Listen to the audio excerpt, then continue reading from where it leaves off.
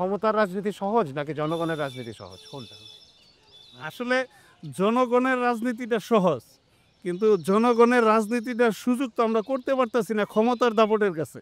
কারণ আমরা জনগণ যখন বাছাই করি তখন অনেকটা ভালো সাহায্যে আসে।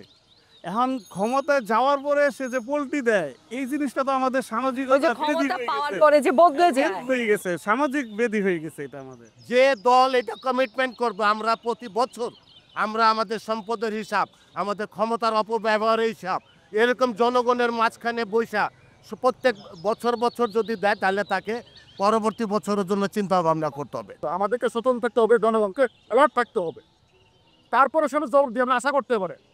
আগে তো আমাদেরকে জবাব চাইতে হবে, সেই ভয়তে দায়ী করতে হবে। অবশ্যই আমরা একত্রিত থাকি, আমরা যদি জনগণ যদি আমরা যদি বলিষ্ঠ ভূমিকা পালন করতে পারি, ইনশাআল্লাহ বাংলাদেশ আর পিছনে ফিরে তাকাবে। এই পরিবর্তনটা আসতে হবে মূলত আমাদের আইনের শাসনকে সঠিক করা এবং স্ট্রংলি আইনের শাসনকে টোটালি একদম ইন্ডিপেন্ডেন্ট এবং টোটালি ওইটার উপরে যাতে কারো ক্ষমতা কারো দাপট যাতে না খাটে। সুক্রালোজ থেকে তৈরি স্কোয়ারের জিরো ক্যাল চিনি বাদ মিষ্টি স্বাদ।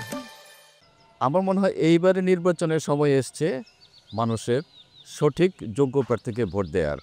কারণ বিগত 5ই আগস্ট 2024-এর বিপ্লবে বলেন আর গণ অভ্যুত্থানে বলেন, সেটার যে অঙ্গীকার এবার অবশ্যই নতুন বাংলাদেশ বিনির্মাণে আমরা অবশ্যই সৎ এবং যোগ্য প্রার্থীকে ভোট দেব। আমি সকল দেশবাসীকে এই আহ্বান করছি। বাংলার মানুষ 5 তারিখে বুঝিয়ে দিয়েছে যে সামনে যদি এরকম হয় তাহলে এরকম 5 তারিখের মধ্যে সামনে আরও ঘটনা ঘটতে পারে, যেখানে ক্ষমতার লোভ ছাড়াই উচিত।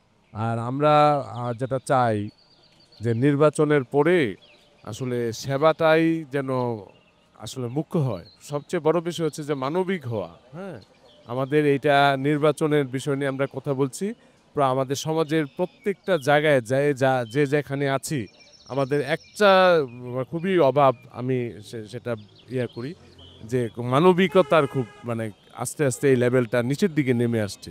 আপনাদের সবাইকে অসংখ্য ধন্যবাদ। নির্বাচনের আগে পরে ক্ষমতা নিয়ে অনেক গুরুত্বপূর্ণ বিষয় এবং সমাধানও আমরা আজকে পেয়েছি, এবং আমরা একটা জিনিস বুঝতে পারলাম যে কারোর মনে যদি নির্বাচনের সময় ক্ষমতা নিয়ে রাজনীতি করার ইচ্ছাটা থাকে তাহলে তার ভবিষ্যৎ ভালো না।